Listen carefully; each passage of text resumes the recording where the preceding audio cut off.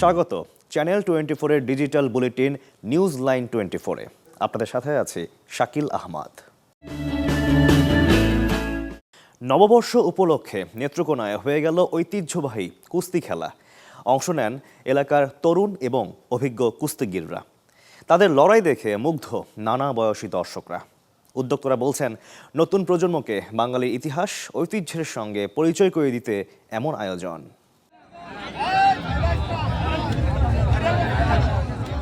শত বছরের প্রাচীন খেলা কুস্তি প্রতিযোগিতা দেখতে এই ভিড়। প্রতিটি বোল এবং প্রতিটি পয়েন্ট জেতায় উচ্ছ্বাস ছড়িয়ে পড়ছে খেলোয়াড় থেকে দর্শক সারিতে। পহেলা বৈশাখে এমনই টানটান উত্তেজনায় ঠাসা ছিল নেত্রকোনার হিরণপুর মাঠ, যেখানে ভিড় করে নানা বয়স ও শ্রেণী পেশার মানুষ। আমরা খুব ভালো লাগতেছে, আমরা খুব দেখে ভালো লাগতেছে। আমরা দেখতে আইছি, আমরা ছোট থেকে উতরে দেখছি কুস্তি খেলা, এই কারণে আমরা মহিলারা আইছি মাঠে খেলা দেখবার লাগিয়ে। লাগে চাইছি যে কুস্তি খেলাটা হোক, মাঠে আসুক, খেলাতে হোক, তাদের মনে অনেক উৎসাহ লাগুক, সবাই খুশি থাকুক। দর্শকদের এমন সাড়া পেয়ে অভিভূত তরুণ খেলোয়াড়রা আর জ্যেষ্ঠ কুস্তিগিরা বলছেন, এটি এক বিশেষ আবেগের মুহূর্ত, যা ফিরিয়ে নিয়ে যায় সোনালী অতীতে। খেলোয়াড় ও দর্শকদের উচ্ছ্বাসে খুশি আয়োজকরা। বলছেন, গ্রামীণ ঐতিহ্য ধরে রাখতে আগামীতে আরও বড় পরিসরে নিয়মিত হবে কুস্তি খেলা।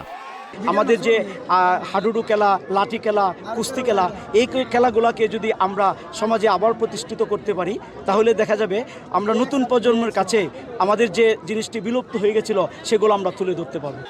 খেলার শেষে বিজয়ীদের দেয়া হয় একটি খাসিসহ নানান আকর্ষণীয় পুরস্কার। Desk report, channel 24।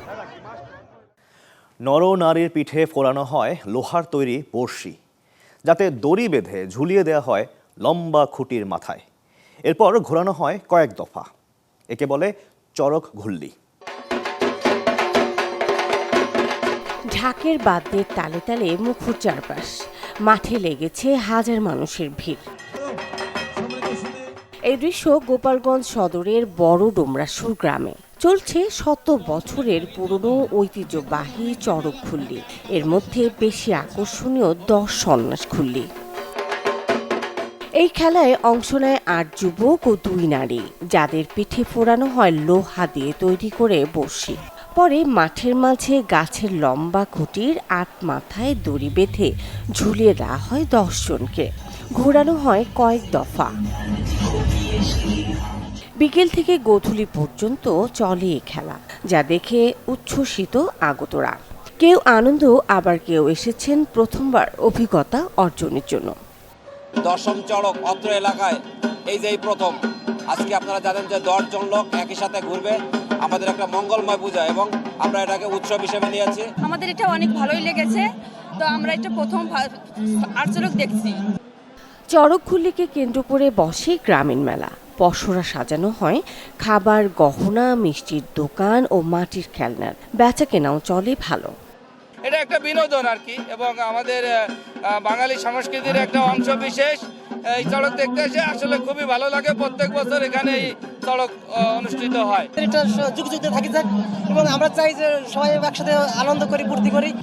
আয়োজকরা বলছেন, দেশ ও জাতির মঙ্গল কামনায় শত বছরের পুরনো ঐতিহ্য ধরে রাখতেই বসানো হয় এ মেলা। ধর্মীয় সংস্কৃতি আমাদের টিকিয়ে রাখার জন্য আমরা এই চড়ক মেলার আয়োজন করি।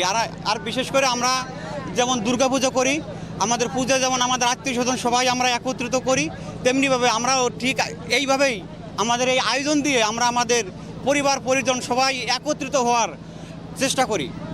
পঞ্জিকা মতে চৈত্র সংক্রান্তিতে চড়ক ঘুল্লির আয়োজন করা হয়ে থাকে।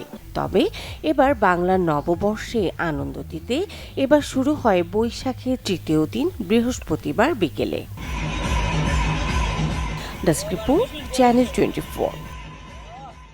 নববর্ষ উপলক্ষে পটুয়াখালীর কুয়াকাটায় শুরু হয়েছে 3 দিনের মহাসাংগ্রাই। রাখাইন সম্প্রদায়ের ঐতিহ্যবাহী জলকেলি উৎসব ঘিরে এখন উৎসবের আমেজ, যা ধর্ম ও সম্প্রদায়ের গণ্ডি পেরিয়ে পরিণত হয়েছে সামগ্রিক সংস্কৃতি ও সম্প্রীতির প্রতীকে। সমুদ্র পাড়ের শহর কুয়াকাটা ভাসছে উৎসবের রঙে। রাখাইন সম্প্রদায়ের ঐতিহ্যবাহী জলকেলি উৎসব মহাসাংগ্রাই ঘিরে তৈরি হয়েছে এমন উৎসব আমেজ। বৃহস্পতিবার বিকেলে শুরু হয় আনুষ্ঠানিকতা। প্রথম দিনেই রাখাইন তরুণীদের মনোমুগ্ধকর নৃত্যে জমে ওঠে উৎসব।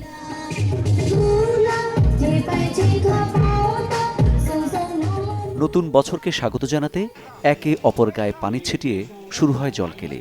পুরনো বছরের দুঃখ গ্লানি ভুলে সুখী ও সমৃদ্ধ নতুনের আবাহনে এই রীতি মেনে চলে রাখাইন তরুণ তরুণীরা। বিগত দিনের যত মনে দুঃখ আছে সেগুলোকে অ্যাটলিস্ট আমরা এই দিনে সরিয়ে দিই। তো সেক্ষেত্রে নতুন যে একটা দিন আছে সেই দিনটাকে আমরা সেলিব্রেট করি। এই নতুন বছরে আমাদের এই অনুষ্ঠান শুরু হয়। অনুষ্ঠানে আমরা জল খেলি নিজের শরীর শুদ্ধ করি, সবাই আনন্দ করি, ছেলে মেয়ে কিশোর কিশোরী সবাই আনন্দ করি আমরা এই অনুষ্ঠানে। এই অনুষ্ঠান যেন হারিয়ে না যায়, আমাদের যে ঐতিহ্যবাহী অনুষ্ঠানগুলো যেন বাংলাদেশে আরও হাজারো বছর বেঁচে থাকে, সেই কারণে আমাদের এই প্রচেষ্টা। উদ্বোধনী অনুষ্ঠানে উপস্থিত ছিলেন স্থানীয় প্রশাসন ও আইনশৃঙ্খলা বাহিনীর কর্মকর্তারা। জানান, সব ধর্মবর্ণের মানুষের উৎসব শান্তিপূর্ণ আয়োজনে দেয়া হবে সর্বাত্মক সহায়তা। এখানকার যে কোনো ধরনের আইন শৃঙ্খলা পরিস্থিতি যেন বিঘ্নিত না হয় সেজন্য আমরা সর্বাত্মক চেষ্টা করছি এবং সার্বক্ষণিক আমরা দায়িত্ব পালন করছি। অনুষ্ঠানটি যেন সুষ্ঠু সুন্দরভাবে উদযাপন করা যায়, আমরা সেই জন্যই নিয়োজিত আছি। কেরানীপাড়ার রাখাইন মহিলা মার্কেট মাঠের 3 দিনব্যাপী এই উৎসব শেষ হয় শনিবার। Desk report, channel 24। Champions league ঘিরে এবার দেখা দিয়েছে চরম নাটকীয়তা। ইউরোপিয়ান ক্লাব ফুটবল সেরার এই আসর থেকে কোয়ার্টারেই বাদ পড়েছে রিয়াল মাদ্রিদ, বার্সেলোনার মতো স্প্যানিশ জায়ান্ট। আবার দীর্ঘ 9 বছর পর সেমিতে নাম লেখালো অ্যাটলেটিকো মাদ্রিদ। তৌসিফ আদনান জানাচ্ছেন বিস্তারিত। আশঙ্কা সত্যি করে দিচ্ছে চ্যাম্পিয়ন্স লিগের কোয়ার্টার ফাইনাল থেকেই বিদায়। দ্বিতীয় লেগে জার্মান জায়ান্ট বায়ার্ন মিউনিখের সাথে হেরে চলতি আসরের কোয়ার্টার থেকেই বিদায় নিয়েছে চ্যাম্পিয়ন্স লিগের রাজা খ্যাত রিয়াল মাদ্রিদ। আরও একবার পিছিয়ে থেকে প্রতিপক্ষের মাঠে নেমে প্রত্যাবর্তনের আশা জাগিয়েছিল লস ব্লাঙ্কোসরা। মোমেন্টাম বদলে দিয়েছিলেন তরুণ তুর্কি আর্দা গুলের, করেছেন 2টি দুর্দান্ত গোল। স্কোরশিটে নাম তোলেন কিলিয়ান এমবাপ্পেও। তবে শেষ হাসিটা হাসল জার্মান জায়ান্ট বায়ার্ন মিউনিখ। তাদের জয়ে বড় প্রভাব ফেলে এদুয়ার্দো কামাভিঙ্গার লাল কার্ড, যা মুহূর্তেই এলোমেলো করে দেয় রিয়াল শিবিরের সব পরিকল্পনা। চ্যাম্পিয়ন্স লিগে এই অঘটনে প্রবল হয়েছে মৌসুম খালি হাতে শেষ করার সম্ভাবনা। পয়েন্ট টেবিলে পিছিয়ে থাকার কারণে লা লিগাতেও বার্সেলোনা থেকে যোজন যোজন দূরেই থাকতে হচ্ছে বার্নাব্যুর দলটিকে। দলের এমন হতাশাজনক পারফরম্যান্সের পর প্রশ্ন উঠেছে রিয়াল কোচ আলভারো আরবেলোয়ার ভবিষ্যৎ নিয়ে। রীতিমতো তুলোধনা করেছে স্প্যানিশ পত্রিকা দ্য অ্যাথলেটিক। বলছে হয়তো বরখাস্ত হতে পারেন কোচ, যদিও এখনও কোনো মন্তব্য করেনি ক্লাব কর্তৃপক্ষ। তবে কি কোচ আরবেলোয়াকে বরখাস্ত করতে চলেছে রিয়াল মাদ্রিদ, নাকি মৌসুমের শেষ পর্যন্ত তাকে দলের ম্যানেজার হিসেবে বহাল রাখা হতে পারে? এসব প্রশ্নই এখন ঘুরপাক খাচ্ছে মাদ্রিদিস্তাদের মনে। তৌসিফ আদনান, চ্যানেল 24। চ্যানেল 24-এর ডিজিটাল বুলেটিন নিউজ লাইন 24-এ এই ছিল আজকের আয়োজন। সঙ্গে থাকার জন্য অনেক ধন্যবাদ সবাইকে।